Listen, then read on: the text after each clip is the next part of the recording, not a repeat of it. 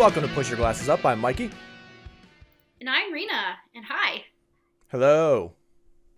If anyone is watching this, this is what I look like in my jammies, in case you have been wondering. So a hooded sweatshirt instead of a sweater is... Wait, I got in some tie-dye sweatpants. Ah, yeah. But you realize staple. You realize that's out of frame, right? So that's... Oh. No one saw that. Now they did. Imagine. You pulled it up into frame, but it wasn't in frame before. Yep. Yeah. Speaking of sweaters, we're going to talk about the Snyder Cut. It is a better movie, in my opinion. But not the best movie, but a better movie. I think it's better than half of the DC movies that have come out. Yeah, I feel like there's still like a solid 3-hour cut in there somewhere, though. Oh yeah, it's still long. It's 4 hours, but I had to watch it in 2 parts. Well, I ended up watching it in 2 parts because I got to do that Tom and Jerry glitch that was going on, which if on HBO Max, if you like a week and a half before the movie was actually released, if you pressed play on Tom and Jerry, this is a crapshoot. You might have been watching the Snyder Cut instead.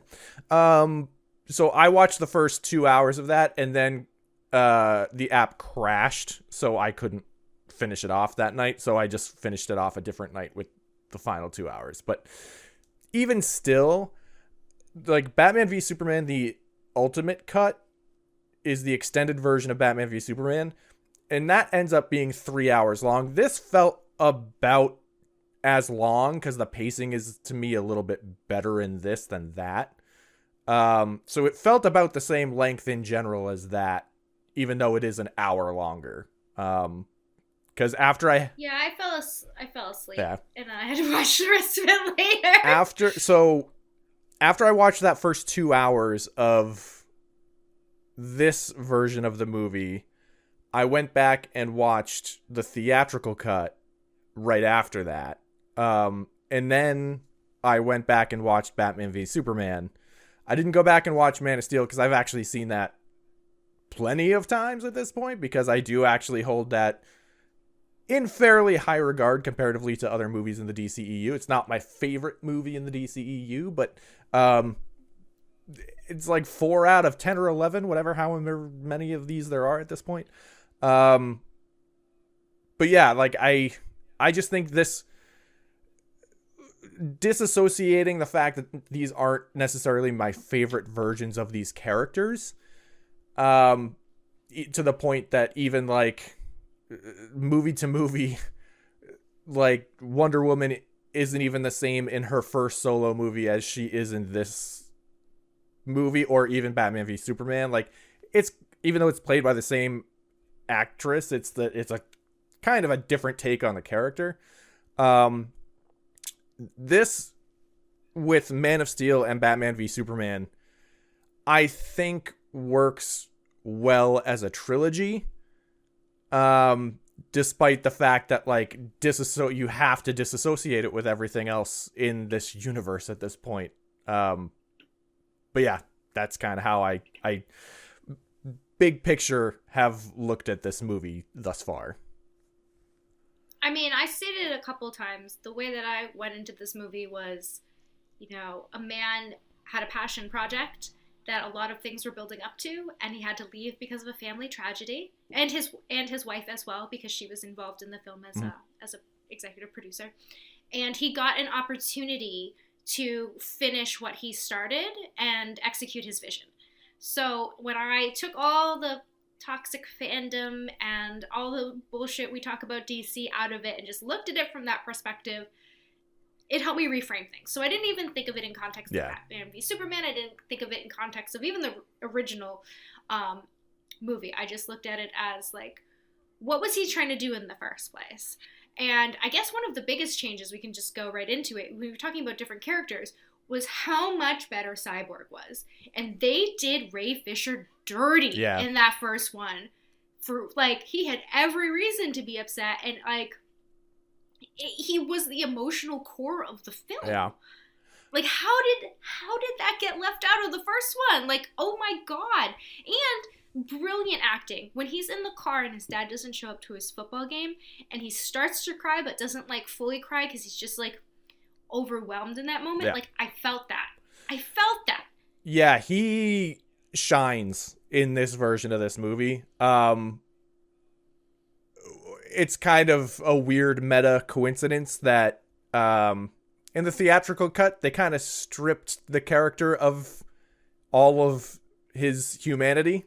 It's kind of a both in-universe and meta take on that. But he's able to do in like 2 brief moments in this movie really more than they did for Superman in 3. And all it took for him was like that first time that he flies and when he's looking directly into camera, and he just has that brief moment of wonder in his eyes. And then later on, just a little bit of a smile. Those 2 things are some of the best moments of like character acting in, I wouldn't say necessarily in like the entirety of this universe, but in the 3 movies of Man of Steel, Batman v Superman, and this, it's tremendous. It's absolutely fantastic. And yeah, he was done dirty. It's a fucking shame. Like, I mean, he was kind of I didn't even know this about him, that he was kind of the chosen one. Like, he was an amazing athlete, but he also was ridiculously smart. Like, you're looking at a kid, I mean, really, he's a kid, that had his whole future ahead of him before the accident. Mm. So, like, his anger makes sense. His not feeling human anymore makes sense. Like, all of these things now had so much more context. Yeah. And it also made sense that Bruce would send Diana to go speak to him because of that, because she's sort of the empathetic core of the Justice League and who was going to like really get through to him. Well, it wasn't, Bruce didn't send her. She was in the cave with Alfred. Oh, right. And then got them. Yeah. That's actually the same in both versions, but the face-to-face that Cyborg and Wonder Woman have in this one is far more substantial and far more meaningful, and it still has moments of like, it's kind of weird that Diana would just be like, I lost somebody too. Like, it is a very quick jump to her having that part of the conversation. But it makes more sense now than it did in the other version, because it was even faster in the other version. It was everything with the theatrical version of this movie is breakneck. And I say that saying, when we reviewed it, we both said we enjoyed it more than like Batman v Superman, because it got some of the character tones a little bit better of like Superman being Superman and whatnot with that. But just as a story and as a movie that is its own thing, but also is finishing off that trilogy of movies, because this was supposed to be 3 of 5 at this point. It just works better than that movie did, because there's so much nonsensical random shit happening. Like, there's lazy plot points in the theatrical version that like this either has expanded reasoning for or it's completely different. So yeah, I think it just works a little bit. And then there's just better moments in this version than that other version. Like the other version, sure, it has the mid-credit scene of the Flash and Superman doing the race. But like then you have to also look at the fact that like why would Superman and Cyborg make the joke of like, I wish I was dead, ha ha ha ha ha, in that version of the movie? They never fucking met before. So like the way they interact with each other in this is a little more organic and it makes a little more sense. They're not old friends at the drop of a hat. So yeah, go ahead.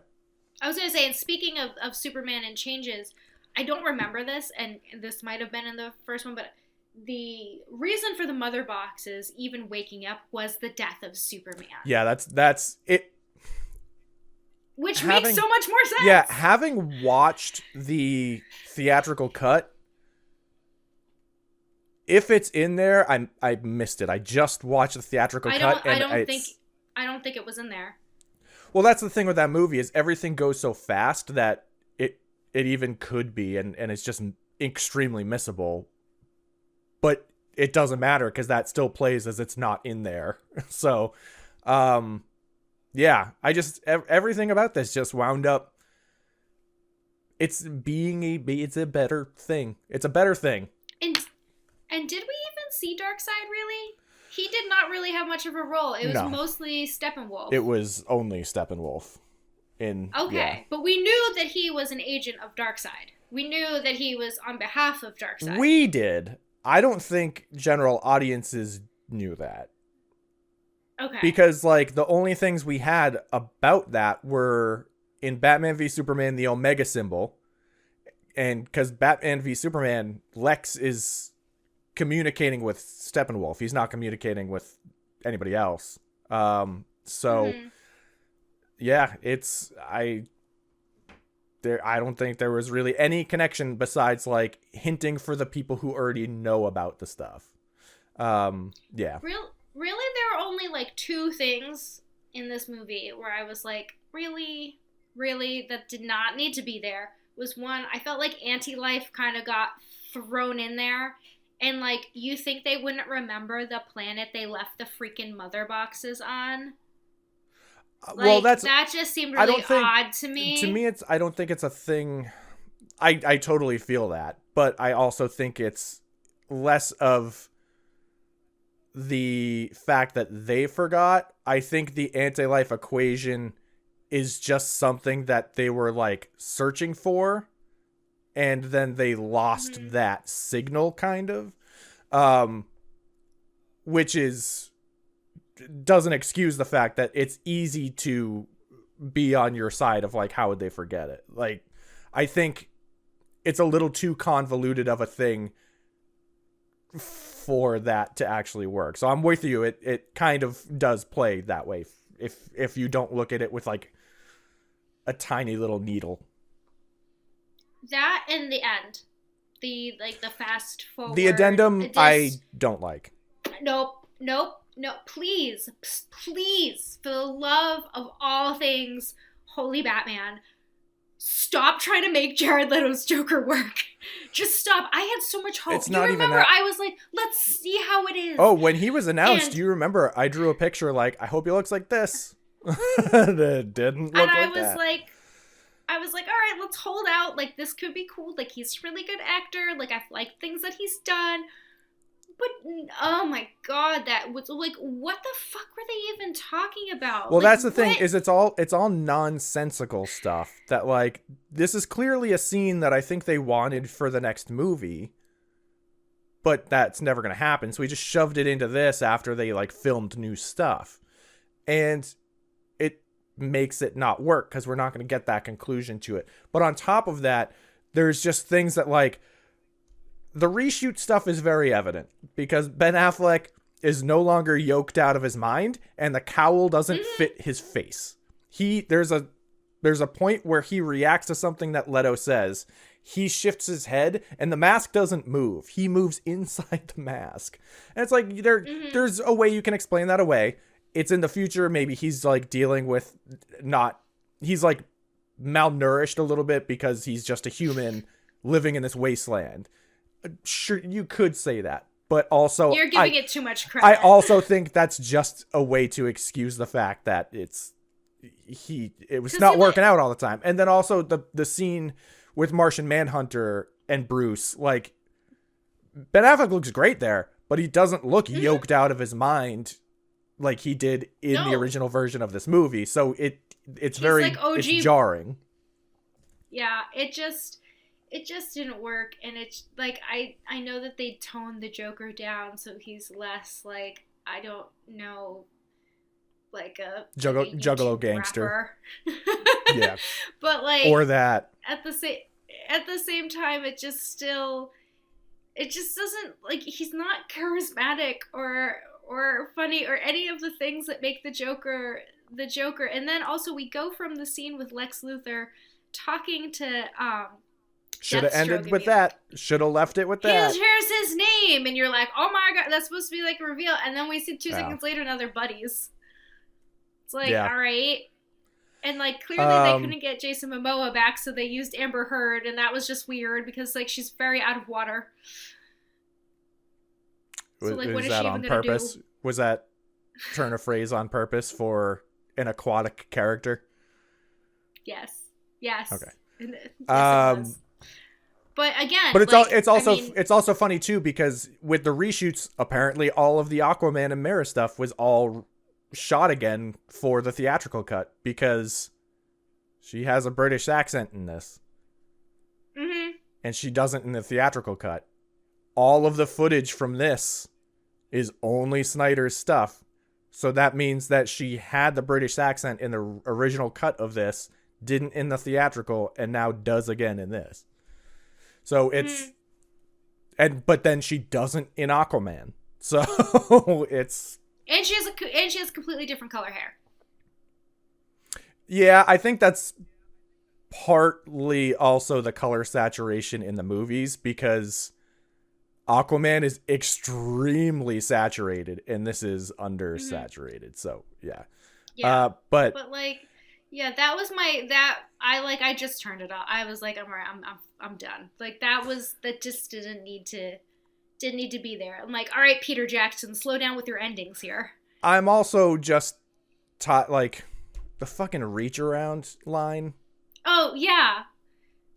Like is Batman supposed to have some shit up? Is Batman supposed to just have like a moment of gay panic there? Because that's really strange to me that they would like.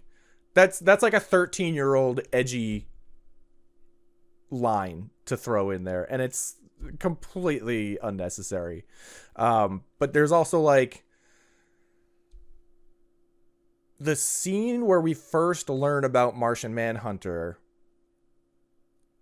is a very good scene that gets kind of hurt by the reveal of it being Martian Manhunter, because it's one of the few scenes in this entire movie of women supporting each other. So it kind of takes it away. Or 2 women even being in frame. True. But like, it's just, this movie obviously doesn't exactly like pass the Bechdel test, but it's, it was still a nice moment of Ma Kent and Lois supporting each other. And it kind of takes it away when you have it be Martian Manhunter. And that's kind of a shame, because that was a good scene. That was a good personal scene. And it didn't need to be there, because we would have had the reveal at the end, and that would have been like, oh, cool. It didn't have to be in that. Because that was one thing I did like from the theatrical cut, was that in the wake of Superman's death, that they were very supportive of each other, because, you know, they're both dealing with the same grief. Done very differently, though. When I went back and rewatched, I was like, "Ooh, boy." It's at the Daily Planet in the break room, and very lighthearted. There's like they don't really have much sadness in that scene whatsoever. But I mean, like that's just shows like there are moments that could be better in this, but ultimately this is still the better version of whatever this is. And I'm actually more like, without this happening, I wouldn't have gone back to rewatch the theatrical cut of Justice League, maybe ever. I'm actually apt to, on occasion, probably rewatch this again at some point, just because it is a more enjoyable experience as far as cohesive story stuff goes. So I'm stoked that it actually worked out that way. Even though there's weird stuff like the sweater lady sniffing Aquaman sweater. Oh, and like the song, and bursting into song. The song thing, I will say that I'm not that like weirded out by the song aspect of it, because to me, I did like the song. Well, the thing with that is it plays as if he's a folk hero or legend or whatever, and like fucking like Johnny Appleseed has songs about him that I'm sure he was alive for. So like it kind of played. Oh, no, I like the song. Yeah. It just took me by surprise. It played like that. Well, I'm less about you and more about like literally every single person on the planet is saying like it's weird. So it's, to me, it's not that weird.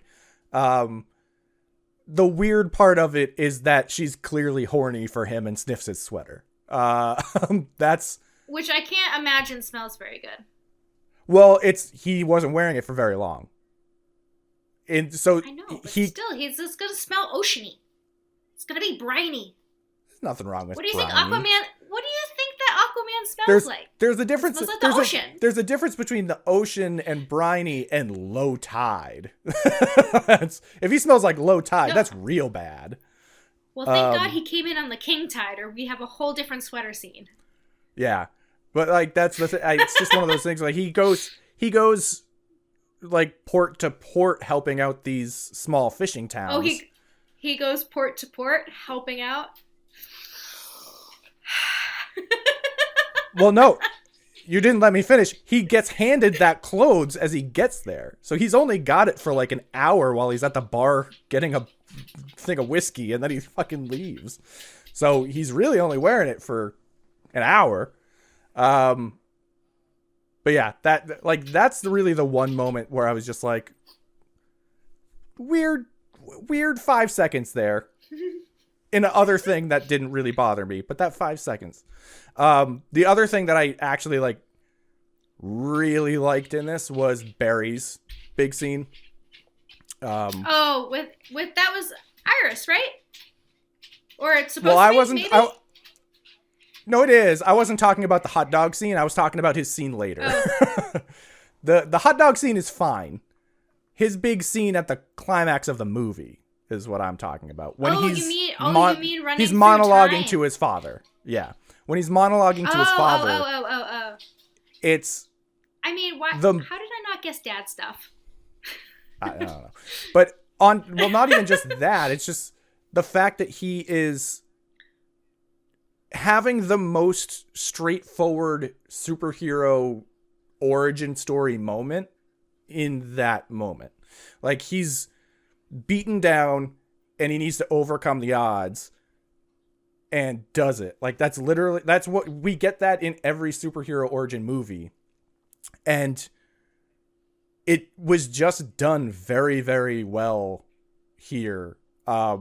Even though he didn't get to have like the extended, stretched out real origin happen before it. I still think that would have been great if we got all these movies setting up these characters first. Mm-hmm. But with what we got, I think that was done really well, and it was one of the more emotional points in the movie. So. Oh, you just reminded me, another thing I liked was that they found a better use for Batman in the final battle, knowing that Batman has no superpowers. Like, he has his gadgets. He grabs the gun. Like, he's not gonna try and fight Steppenwolf by himself because that's stupid. Yeah. You know what I mean? He takes care of the parademons because that's like on his level. Yeah, well, in the theatrical cut, he does that. It's just he does it like for a split second. He fights like one or two. In this one, he actually like has an extended sequence of him taking care of shit, which is cool. Like, he has his part. Everyone has their part to play, almost like they had an actual plan. Yeah, well, that's kind of the funny thing is, like, there is a line in this where they're like, oh, we actually have a plan now. It's like, oh, that works on many levels. But like, and that's like speaking to me. It just, there's these small moments that I think just work better because they give time to the characters. And like, while the fact that the grave scene is still in there, I don't love, but like right after that, when they're transporting Superman to the ship, the moment, like, it's such a dumb little sequence, and it's two little things where Barry's putting on different hats and he says, what do you think, A or B? And Aquaman's just reacting with him. He's like, show me A again. And then like when they're driving up and after Cyborg hacks the system and you get that little bit of like, okay, it's going to work now. And he hands back the car and he goes, okay, you're all set. I'm all set. And it's these little moments get to breathe a little bit more as opposed to like, we're just supposed to know what these characters are like. Oh, you just reminded me of another thing. When we look at the backstory of the first time that Darkseid tried to take over, we get lanterns. It's super. Well, they were in there in the theatrical cut. They're just way off in the distance. But they mentioned them, which I didn't notice. Maybe it's in the. But they mentioned that they had help from the skies, which makes more sense than like just 3 earthly groups taking on space. So it was nice to actually see them in context, and it made sense how they undid the mother boxes the last time. Yeah, it's. I can't believe that it actually worked out this way. The fact that like it came out as not just like being better than the theatrical cut, but like I think this is genuinely a good. I don't think it's a great movie. I think this is a good movie.